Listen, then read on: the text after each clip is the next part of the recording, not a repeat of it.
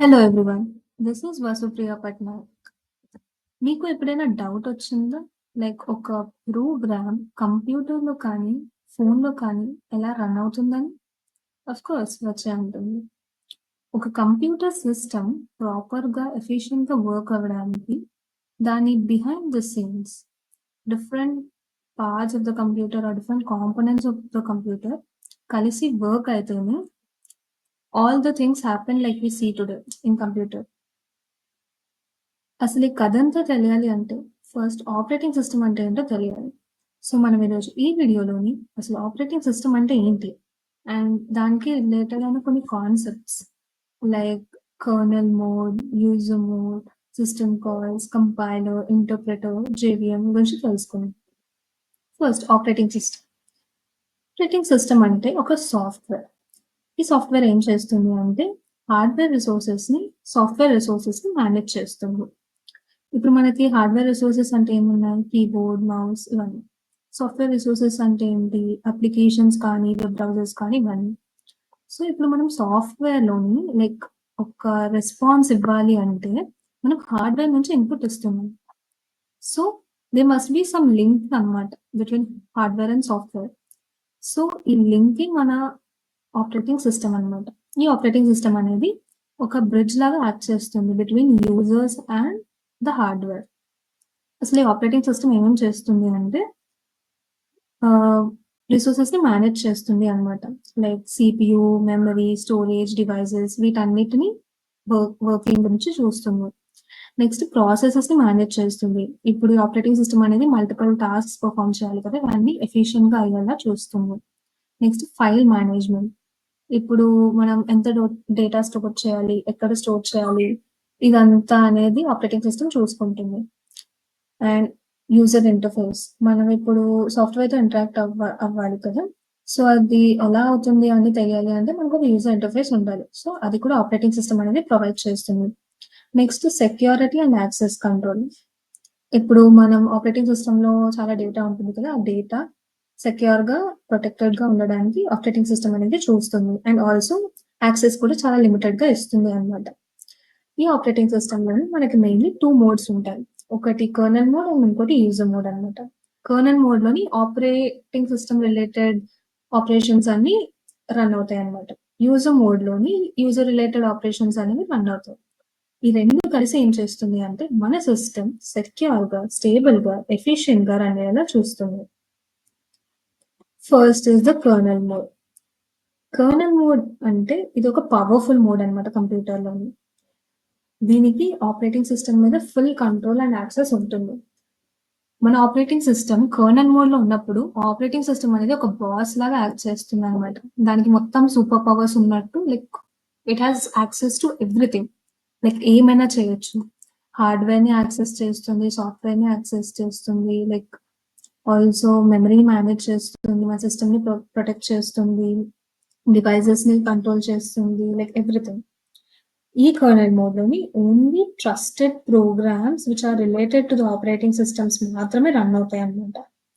ఒకవేళ ఈ కర్నల్ మోడ్‌లో ఉన్నప్పుడు ఏమైనా ప్రోగ్రామ్‌కి ఇష్యూ వస్తే ఆర్ బగ్ ఉంటే అప్పుడు మొత్తం సిస్టమ్ అనేది కొలాప్స్ అయిపోతుందన్నమాట. ఇదొక disadvantage. Next is the user mode. So, user mode అంటే ఇదొక నార్మల్ మోడే. ఆల్ ద యూజర్ ఆపరేషన్స్ అనేవి రన్ అవుతాయన్నమాట. ఈ మోడ్‌లో ఉన్నప్పుడు ఆపరేటింగ్ సిస్టమ్‌కి only limited access to the hardware రిసోర్సెసే ఉంటుందన్నమాట. అప్లికేషన్స్ ఏవైతే ఈ మోడ్‌లో రన్ అవుతున్నాయో అవి డైరెక్ట్‌గా హార్డ్‌వేర్‌తో కమ్యూనికేట్ అవ్వలేరు. ఇందులోని లైక్ యూజర్ మోడ్‌లో ఉన్నప్పుడు ఏమైనా ప్రోగ్రామ్‌కి ఇష్యూ వస్తే అది రిమైనింగ్ పార్ట్ ఆఫ్ ద సిస్టమ్‌కి ఎఫెక్ట్ చేయదు. ఇట్ ఈస్ ద అడ్వాంటేజ్ అన్నమాట. ఫర్ ఎగ్జాంపుల్ మనం ఒక వెబ్ బ్రౌజర్ ఓపెన్ చేసినా ఆర్ మనం ఒక గేమ్ ఆడినా, వీడియో ప్లే చేసినా ఇదంతా జరిగేది యూజర్ మోడ్‌లోనే. ఇప్పుడు ఈ 2 కలిసి ఎలా వర్క్ అవుతాయో చూద్దాం. సపోజ్ మనం ఒక అప్లికేషన్ ఓపెన్ చేస్తే అది ఇనిషియల్‌గా యూజర్ మోడ్‌లోని ఓపెన్ అవుతుంది. యూజర్ మోడ్‌లో ఏంటి లైక్ ఓపెన్ అయ్యాక మనం ఏమైనా ఆపరేషన్ ఆర్ ఏమైనా టాస్క్ ఎగ్జిక్యూట్ చేయాలనుకోండి. సో, అప్పుడు ఏంటి యూజర్ మోడ్‌కి హార్డ్‌వేర్‌తోని డైరెక్ట్‌గా యాక్సెస్ ఉండదు కదా! సో అప్పుడు యూజర్ మోడ్ అనేది ఒక రిక్వెస్ట్ అనేది ఆపరేటింగ్ సిస్టమ్ కి పంపిస్తుంది అనమాట. అప్పుడు ఆపరేటింగ్ సిస్టమ్ అనేది యూజర్ మోడ్ నుంచి కర్నల్ మోడ్ కి టెంపరీగా స్విచ్ అవుతుంది.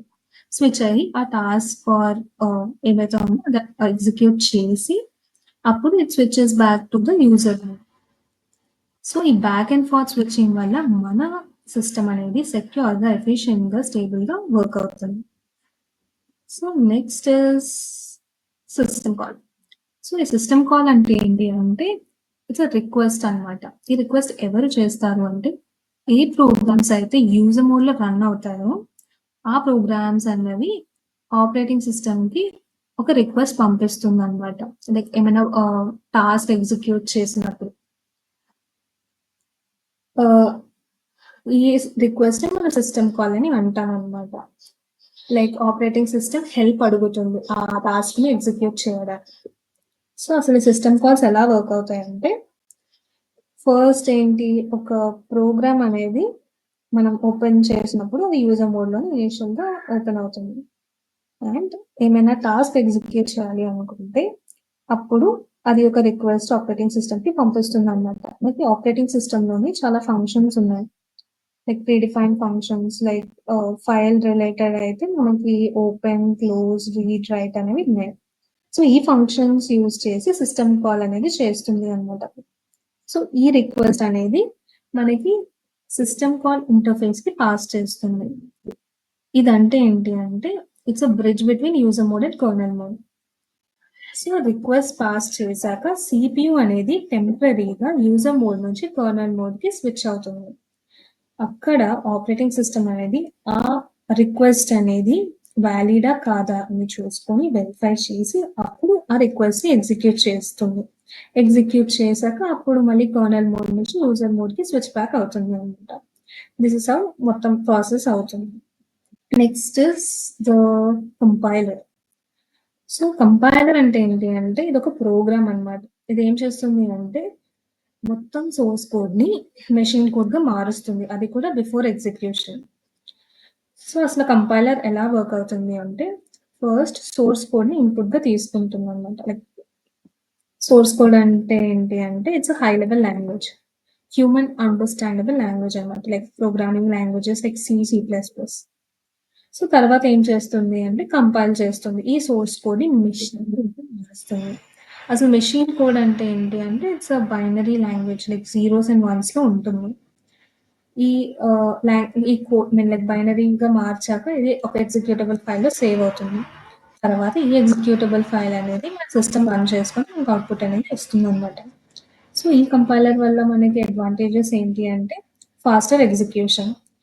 మనం మొత్తం కోడ్ అనేది ట్రాన్స్లేట్ అయిపోతుంది కాబట్టి అది కూడా బిఫోర్ ఎగ్జిక్యూషన్ అవుతుంది కాబట్టి ఫాస్ట్ గా ఎగ్జిక్యూషన్ అనేది మనకు అయిపోతుంది రన్ చేసినప్పుడు. నెక్స్ట్ ఆప్టమైజ్డ్ పర్ఫార్మెన్స్ అనేది ఉంటుంది అనమాట. తర్వాత డిసడ్వాంటేజెస్ ఏంటి అంటే కంపైలేషన్ అనేది స్లోగా ఉంటుంది. ఇప్పుడు సపోజ్ మనకి చాలా పెద్ద ప్రోగ్రామ్ ఉందనుకోండి, అదంతా కంపైల్ అవ్వడానికి చాలా ఎక్కువ టైం పడుతుంది. సో కంపైలేషన్ అనేది స్లోగా ఉంటుంది. అండ్ డీబగ్గింగ్ కూడా చాలా డిఫికల్ట్ ఉంది, ఎందుకంటే మొత్తం కూడా ఒకేసారి కన్వర్ట్ అయిపోతాం, అందులో ఎర్రర్స్ వస్తే మళ్ళీ ఎక్కడ వెతుక్కోవాలని మనకు తెలియదు. సో కంపైల్ లాంగ్వేజెస్ కి ఎగ్జాంపుల్ అంటే C++, అండ్ జావా కూడా కొంతవరకు. Next we have interpreter. Interpreter అంటే ఇది కూడా ఒక ప్రోగ్రామే. ఇది ఏం చేస్తుంది అంటే కంపైలర్ లాగా మొత్తం ఒకేసారి ట్రాన్స్లేట్ చేయకుండా ఇది లైన్ బై లైన్ ట్రాన్స్లేట్ చేసి ఎగ్జిక్యూట్ చేస్తుంది అనమాట.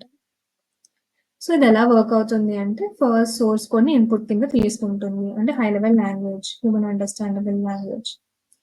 సో ఇన్పుట్ గా తీసుకునేక అప్పుడు లైన్ బై లైన్ ట్రాన్స్లేట్ చేసి అప్పుడు ఎగ్జిక్యూట్ చేసుకుంటుంది అనమాట. సో ఇలా చేయడం వల్ల మనకి ఇమీడియట్ గా అవుట్పుట్ వచ్చేస్తుంది.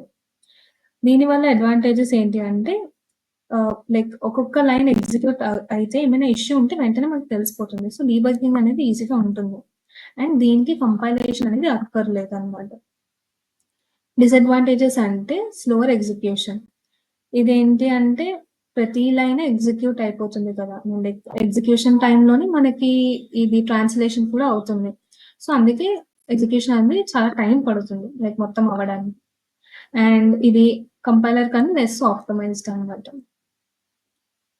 ఇంటర్ప్రెటెడ్ లాంగ్వేజెస్‌కి ఎగ్జాంపుల్ అంటే పైథాన్ అండ్ జావా స్క్రిప్ట్ కూడా. ఇప్పుడు ఈ కంపైలర్, ఇంటర్ప్రెటర్ ఎప్పుడెప్పుడు వాడతామంటే, ఇప్పుడు మనకి పర్ఫార్మెన్స్ అండ్ స్పీడ్ అనేది మ్యాటర్ అయితే అప్పుడు కంపైలర్ వాడతాం. ఒకవేళ మనకి క్విక్‌గా డెవలప్‌మెంట్ అయిపోవాలి అండ్ డీబగ్గింగ్ కూడా త్వరగా అవ్వాలి అనుకుంటే అప్పుడు ఇంటర్ప్రెటర్ అనేది వాడతామన్నమాట. Next we have JVM. JVM అంటే జావా వర్చువల్ మెషిన్. సో ఇది ఒక స్పెషల్ సాఫ్ట్‌వేర్ అన్నమాట. ఇది ఏం చేస్తుంది అంటే జావా ప్రోగ్రామ్స్ అనేవి ఏ ఆపరేటింగ్ సిస్టమ్‌లో అయినా రన్ అయ్యేలా చేస్తుంది అన్నమాట. బేసికల్‌గా ఇదొక ఇంటర్ప్రెటర్‌గా యాక్ట్ చేస్తుంది. ఎక్స్‌క్లూజివ్‌లీ ఫర్ జావా ప్రోగ్రామ్స్‌కి మాత్రమే. సో ఈ జేవిఎం ఉండటం వల్ల జావా అనేది ప్లాట్‌ఫార్మ్ ఇండిపెండెంట్ లాంగ్వేజ్‌గా అయింది. సో ఈ జేవిఎం ఎలా వర్క్ అవుతుందో చూద్దాం. ఫస్ట్ అనేది మనం ఒక జావా ప్రోగ్రామ్ రాస్తాం కదా! రాసాక అది డాట్ జావా ఫైల్‌లోని సేవ్ చేస్తాం. సేవ్ చేశాక జావా కంపైలర్ జవాక్ అని ఒకటుంది. అది ఏం చేస్తుంది అంటే జావా కోడ్‌ని బైట్ కోడ్‌గా కన్వర్ట్ చేస్తుంది. ఈ బైట్ కోడ్ అంటే ఏంటి అంటే ఇదొక మెషిన్ కోడ్ కాదు. లైక్ ఒక ఇంటర్మీడియేట్ ఫార్మాట్ కోడ్ అన్నమాట. ఏ సిస్టమ్స్‌లో అయితే జేవిఎం ఉంటుందో ఆ సిస్టమ్స్‌లోనే ఇది రన్ అవుతుందన్నమాట బైట్ కోడ్. ఈ బైట్ కోడ్ అనేది డాట్ క్లాస్ ఫైల్‌లో స్టోర్ అవుతుంది.